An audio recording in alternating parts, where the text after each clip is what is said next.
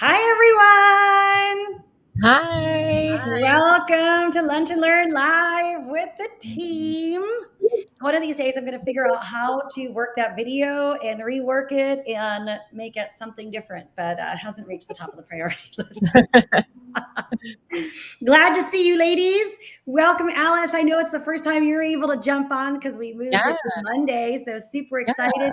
Those of you who are watching out there, go ahead and say hello to us in the chat box.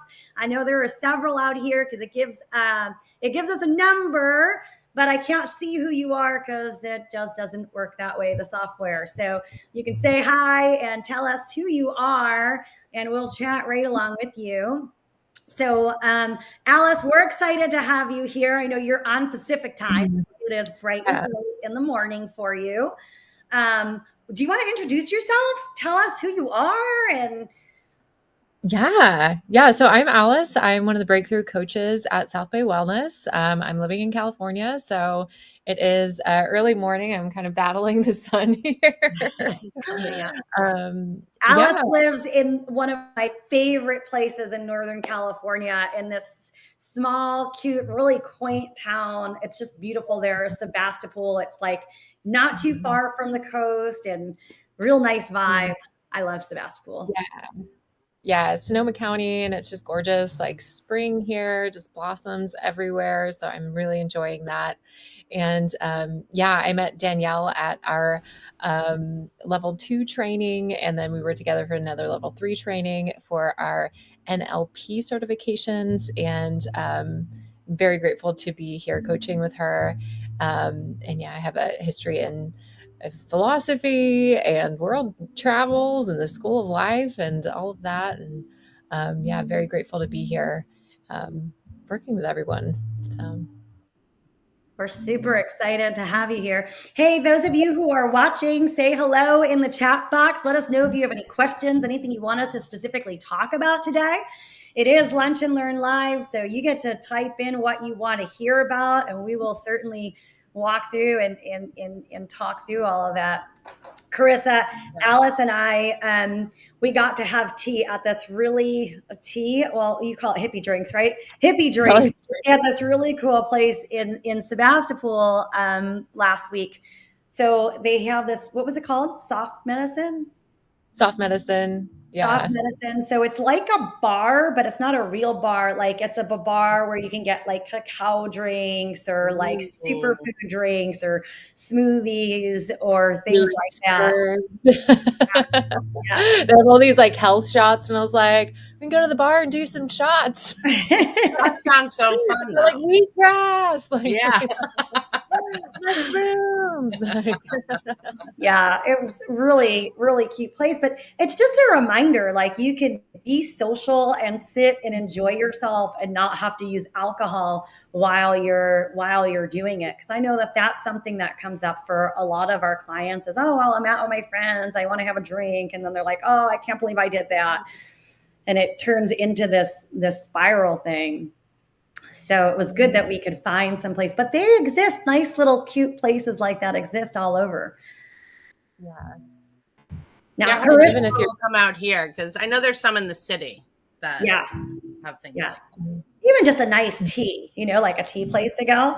Carissa, you just came back from an extraordinary experience yourself. that. Yes. You want to share with everybody some of your takeaways and your experiences? Well, I'm still processing my takeaways. Just good. That means it was an awesome experience. But the experience was, I mean, breathtaking. There was a lot to learn internally and just being around with everyone. I went on a yoga retreat with 33 other people. So just, hearing 33 other people, I was like, oh, because, there's a lot of different types of people and it could go either way. And everyone just blended so well. It was a really nice community. We did yoga twice a day. We got to go on excursions and really see Costa Rica and just be in nature. Our hut was in the middle of the jungle. There was no TV, no air conditioning, sleeping with the windows open, sleeping without a blanket, which I never ever do. Or AC, right? No blanket. Or No AC. I mean, there were times in my life when I didn't have AC, but I always had to have a blanket. I think it was more of like a comfort thing, and there was no blankets at this. I mean, I basically slept naked at some times. Yeah. So, but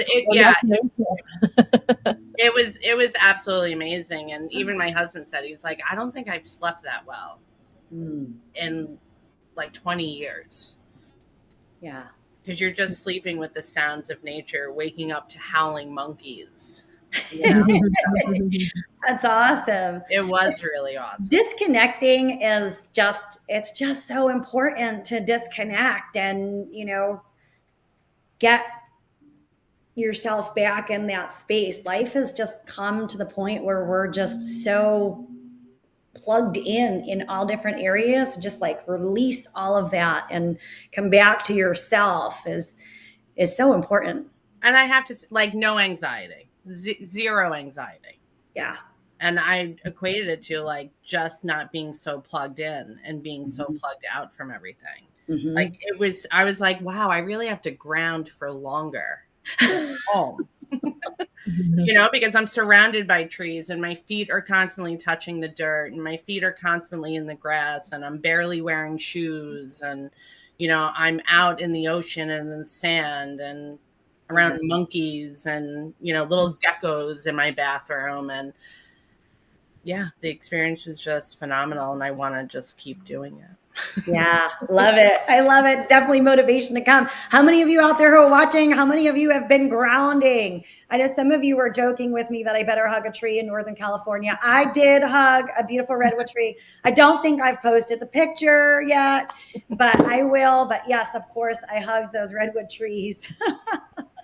You have to, right? You just up in that area, you've got to go and do it.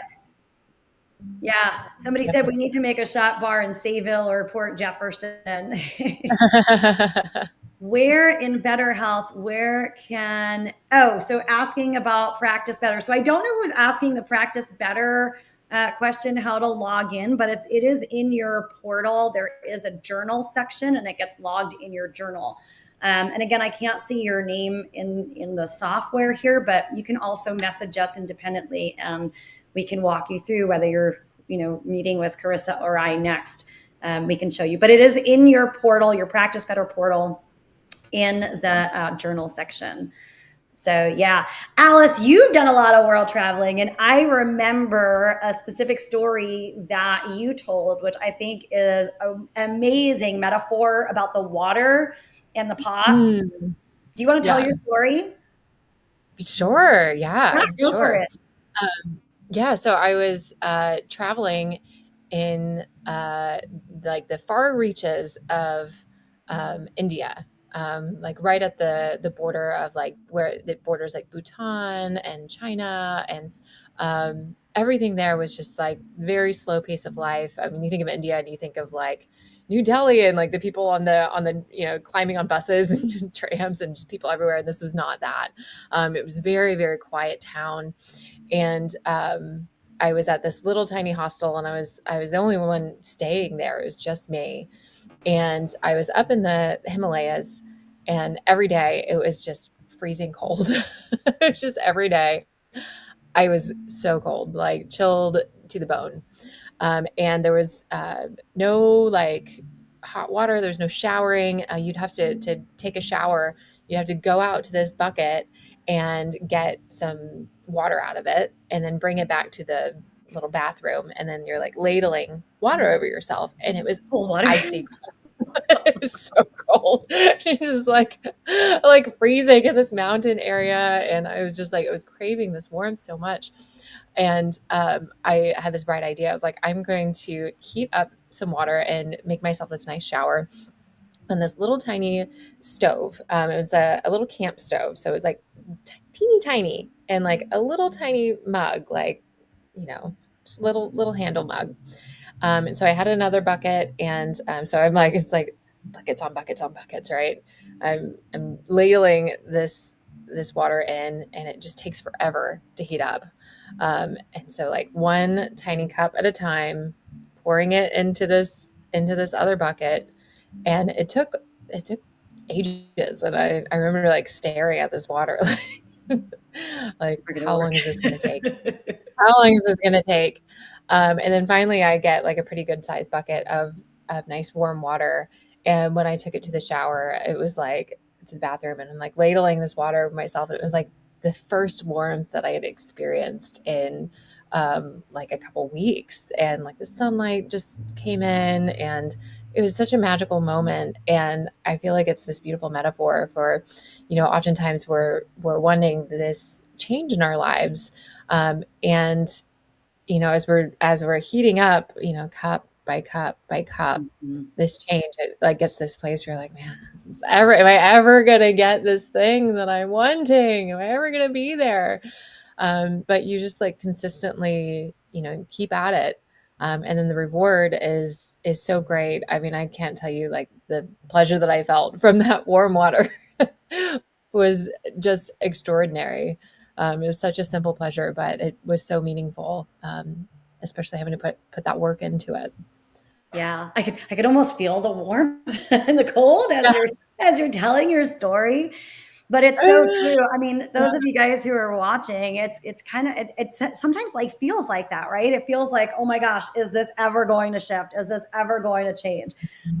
Every single little step, is this gonna like even amount to anything? If you've ever felt that way, type me in the live chat there, so we know that you're listening.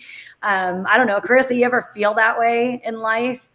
Yes. But it's just funny, as she was telling that story, I thought about just my recent experience in the Sweat Lodge. Yeah. And I was telling you earlier, so it's like, you're in this Costa Rican heat of like 100 degrees, and the ice isn't even cold. And so all I wanted was just like something cold, like going to a store, there's no cold drinks. Like, it's just rare. Like, I was just like, cold. I wanted the opposite of you. I was like, I just want something cold. And so you get into the Sweat Lodge, and it's happening. And I don't know what degree it gets up in there, but I just know that you can't even breathe on yourself because your internal temperature feels like a dragon. Like, your breath on your skin is like so hot. And so he does it in like 12-minute sessions. And so he's like singing and doing all like these ancient songs and stuff. And when he opens the hut, the air outside felt so good. It was like, oh my God, thank you so much. And it's just so funny to put in perspective, like the 100-degree weather now felt so amazing to me. And it was like life, like breath is life. It's life out there. And so, being in that dark hut and being in that dark place, and it really tests your boundaries and your mental, like everything in you, your fight or flight response is heightened. You want to run, you want to go, but then you're also really looking internally of like, what's driving me? What's happening? Yeah. So. It's funny, right? Because it is these moments of like where we're just pushed to the edge that we all of a sudden, like the mirror shows up and we can start to see ourselves in a way that we've never seen ourselves before, and start to be like, oh gosh, wow, listen to the way I'm talking to myself. Look at the way I'm behaving. Like, oh my gosh, like listen to all the internal dialogue. But sometimes it's like we don't want to move all the way to that edge, but it is the place that actually has us grow and expand and transform in human beings more so than any other place. There's so much gift in it.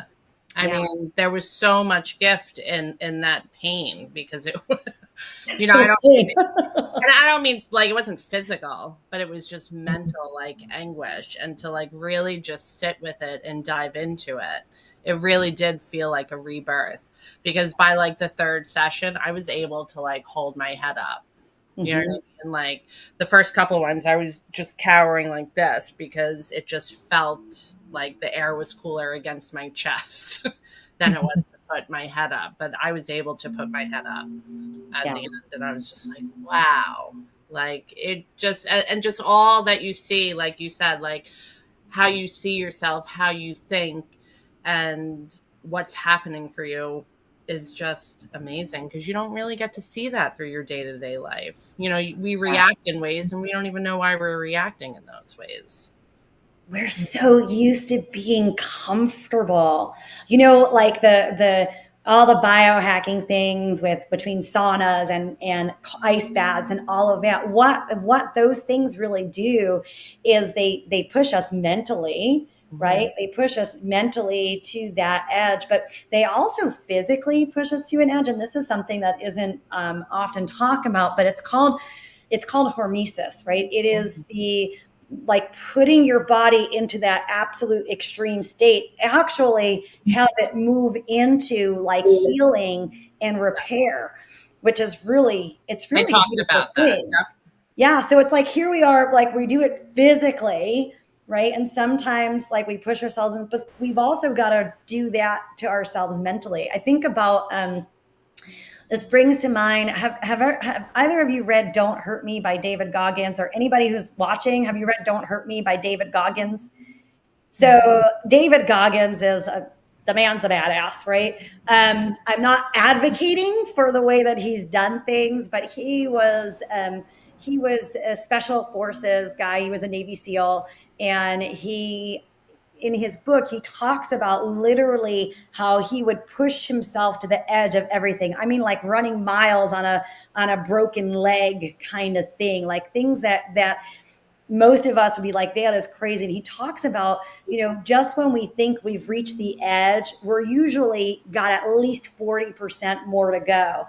So think about like the next time you're holding that plank or doing that sit up or that push up, and you're like, oh my gosh, I just need to stop. But really, I think about David Goggins being like, oh gosh, I still have 40% more left that I can go. Now he was really extreme, pushed himself into extreme adrenal fatigue and adrenal disease as a response to not listening to his body, which we all want to be mindful of. But it's still really powerful to think about how strong our mind can be and where we sort of put our boundaries to how much discomfort we're willing to experience. The mind is everything. The mind is everything. Your body wants to do this stuff, and your body, I believe, can do this stuff. Yeah. It's our mind and our belief system that kind of hold us back. Yeah. Well, I mean, it goes back too, right? Because they said, I don't know what the specific numbers are, but at one point in time, there was the world's fastest runner, and everyone said no one can go faster than the world's fastest runner. And then was it Usain Bolt who broke that record? And people were like, that's not even physically possible. And then right after he broke the record, like a bunch of other people broke the record. So it's almost like we limit ourselves in what's possible with our mind until somebody else or something else breaks through, and then we're like, oh, that's totally possible now, and here we go. So yeah, that kind of stuff it's important for us to think about when we're on that verge of like quitting, or on that verge where we feel like we're failing, and thinking about, okay, well, how do I move past that? It's interesting, malleable our like edges are. And oftentimes like we don't actually realize how much improvement we've had, because for most of us, we're not necessarily doing those like huge jumps. Oftentimes it is like just kind of that incremental progress.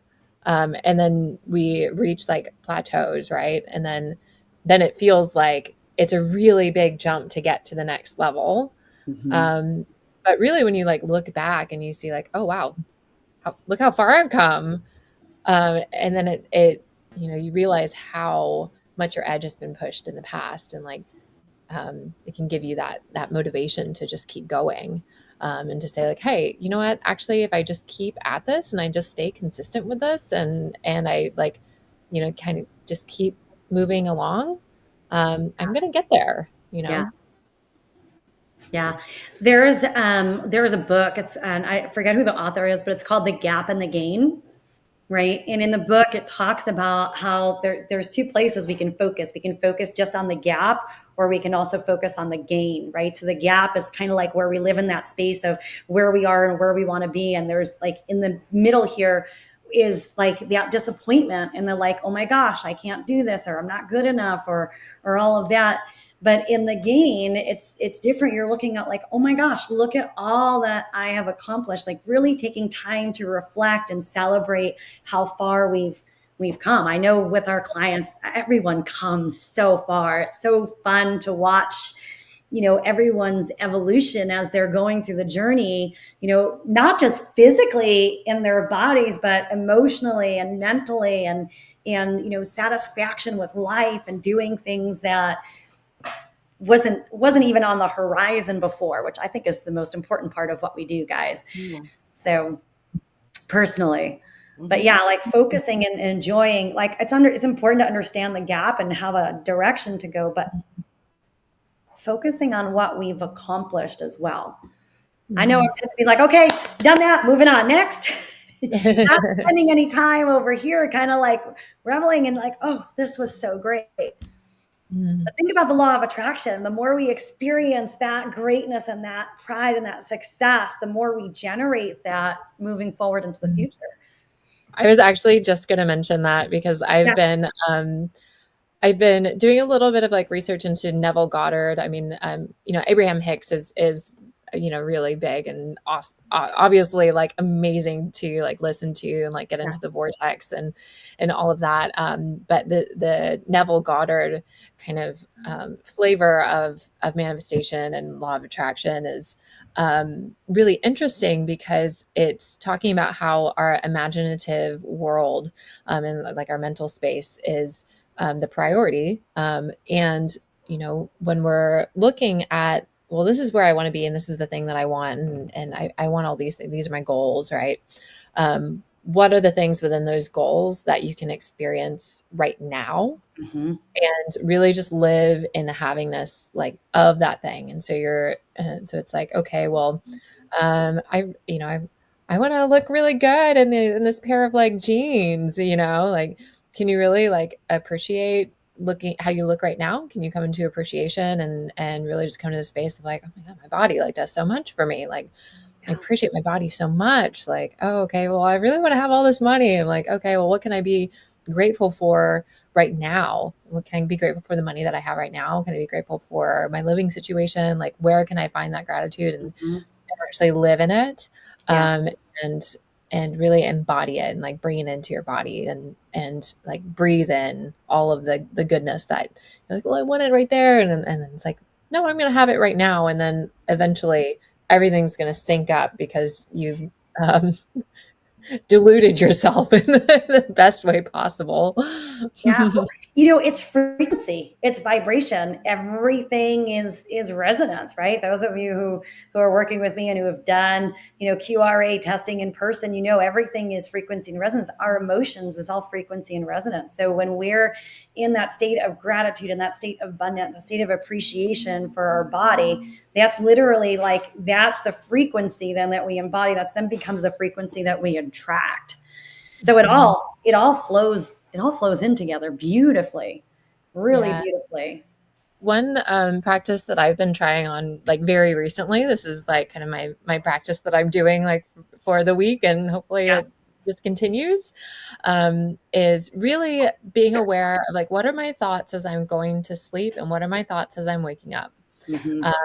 And, I realized that, over the winter time, I neglected my really good habit of getting up and before I do anything with my phone and not doing anything on the phone in bed. Yes, that's a good one. No phone in bed.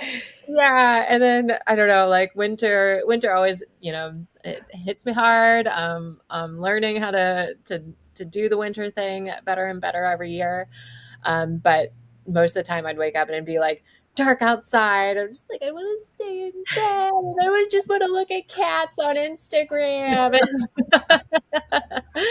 And now I'm like, okay, no, it's time. I don't do that anymore, Alice.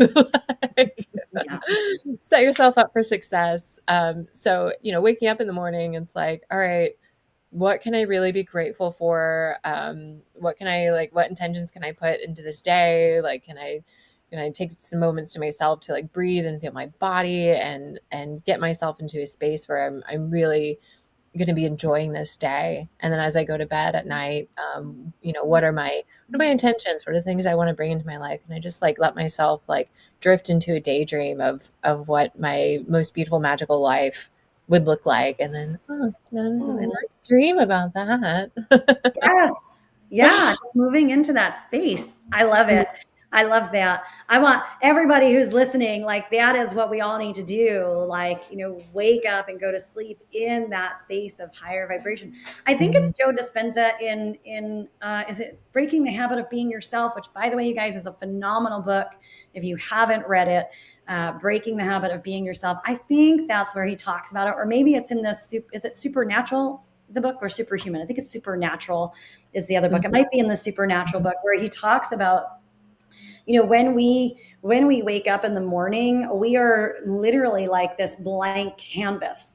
But then we do all these things, like all the worry, all the whatever comes into our brain, and it really comes in for us to remember who we are and what's happening. So the beauty is in those moments, if we actually are more in control of what's happening, we can transform all of those things. Right. So if we're mindful about it, not grabbing our phone and looking to see who's got a problem, first thing in the morning, or, going into that space of worrying about everything for the day, but we choose to set our intentions, choose to have gratitude, choose to bring ourselves into that higher frequency space, then we actually set up our day for a much more powerful place than it might otherwise be, which is puts a lot of power and control back for us, puts us back in the driver's seat, puts us back in cause versus being in effect, And it's such a important like time of our day because it's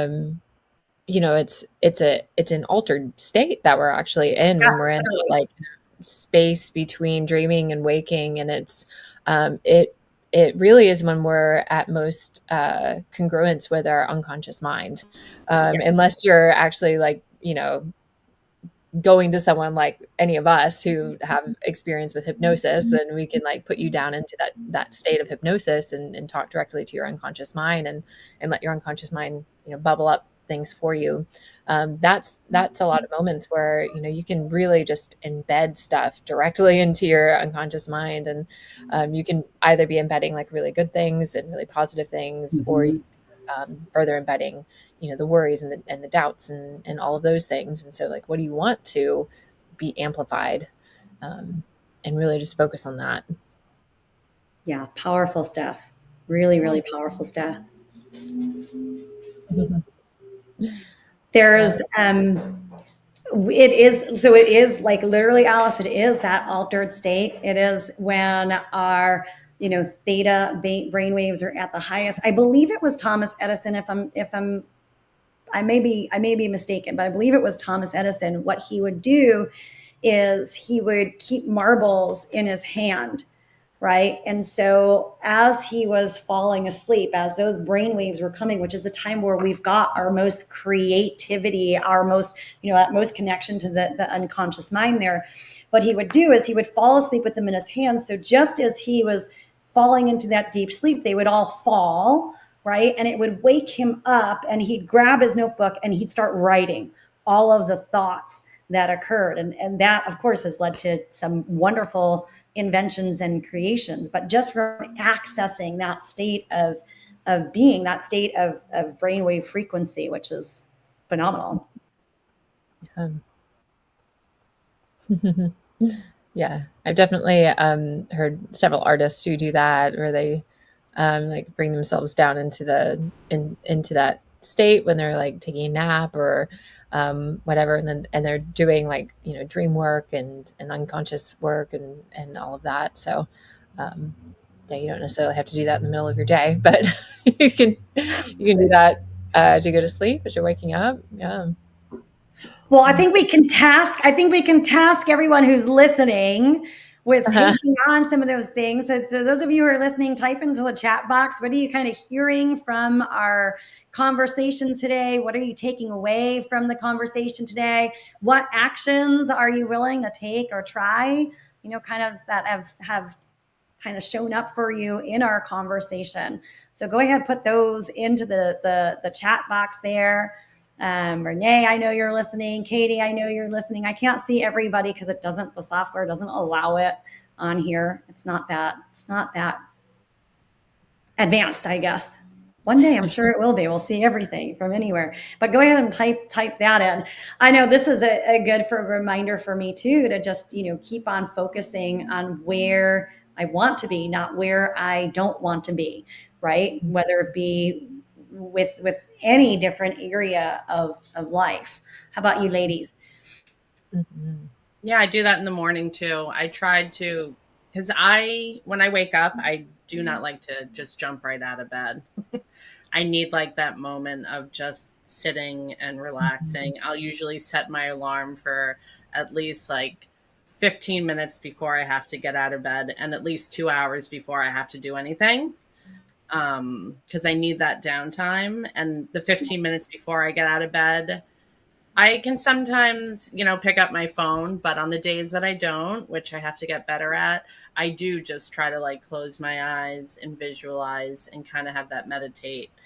And it feels so good. It really does feel really, really incredible. And it kind of just sets my day off a lot better. I just have to do it more. Yeah, we all do. The Yeah. phone is like it's so addictive. So addictive. It is, especially because I have it next to my bed too. Because I don't even have a house phone anymore. Yeah. And my son doesn't live in the house anymore. So if he lived in the house, I probably wouldn't care about leaving it somewhere else. But because he doesn't, I keep it next to my bed, which I know is not the best thing because anytime it goes off, I'm like, you just get like instant anxiety, which isn't fun. You can put it on flight mode, on airplane mode. Or you can do, I don't know what kind of phone you have, but I think most phones have a do not disturb or like a sleep mode. But I think like airplane mode is really good because then you're not getting as much of the like EMFs. And, like radio waves and all kinds of stuff right next to your head when you're sleeping. Yeah, that's important. Well, your phone is protected, right? Yes. Yes, everyone wants to make I have sure. my desk. I have the things on any outlets in my bedrooms. I actually have to remediate my whole house, but I do have my bedroom pretty much. Yeah. I need help with that. We'll get you covered, Miss Alice. Yeah. Someone said here they love the idea of blank slate idea of laying in bed for a few minutes for gratitude first thing in the morning. Yeah. Getting away all the little nagging voices and just starting that day with that positive energy is awesome. Yeah. So why don't we end with some positive energy? Those of you in the chat box, why don't you put in something that you're super grateful for today? And ladies, we can go around before we close up here. So I mean, I am just grateful. I got to spend a couple days with my grandfather in Northern California, and he's 92. And I'm grateful that he's here and he's still present, and he loves to walk, and he can walk faster than me. And I'm just grateful for that. Just really grateful for that. Yeah, I'm honestly really grateful for just like spring, like as the sun shines on your face. Sunshine, like what's going on? I'm like just trying to walk as much as I can. Just get up and walk in the morning, like evening walk, afternoon walk, just constantly walking, just taking in all the beauty of the flowers and just kind of defrost after winter. Yeah. Yeah, someone else said they're grateful for the warming sunshine and legs for the walk. I love that. Oh, yeah. I'm grateful for the healing experience. There's a lot of, I was talking about it with people at just talking about like the ebbs and flows of it, and how when you're feeling in like the bottom of that, and everything just tells you should quit and this isn't worth it and it's not working. And then when you get on that upswing and you're like, oh my God, that bottom meant everything and the upswing meant everything, and all of it. I'm just so grateful for all of it. Everything I just experienced was just truly transforming, but everything that's leading up to it also. Even the work we do, I've done myself, was transformational. Just everything it's just like it keeps getting better and better. And I have to, keep reminding myself of that in the moments that I'm like, oh, this sucks. It's the roller coaster. Yeah, like I gotta get out of here. I can't do this, because that tape plays. But I'm grateful that I'm able to start to see that more and be like, okay, that doesn't have to be my reality. That is just an old belief system that's been there for God knows how long. And I just keep working with it. And I'm grateful for it. Like, I just try to remind myself, like, thank you. Thank you. Thank you for trying to protect me. I can take it from here. Yes. Everything is working out for your highest and best interest. Everything is happening for you, not to you. Yeah. Right? It's all happening for you. Yeah. Melissa said she's grateful for her supportive husband. Somebody else said they're grateful for the positive focus for this half hour and appreciative for us all. Thank you, whoever that was. So, all right, everyone. Well, we'll see you next Monday, same time, 12:30 for Lunch and Live Learn. If there's things that you want us to talk about, make sure you send us a message. Let us know. We'll make sure to use the time to do that. But with that, everyone, have a wonderful, wonderful, blessed day. And we're grateful to have you all in our community. Have a good day, everybody. Bye everyone. Bye, ladies.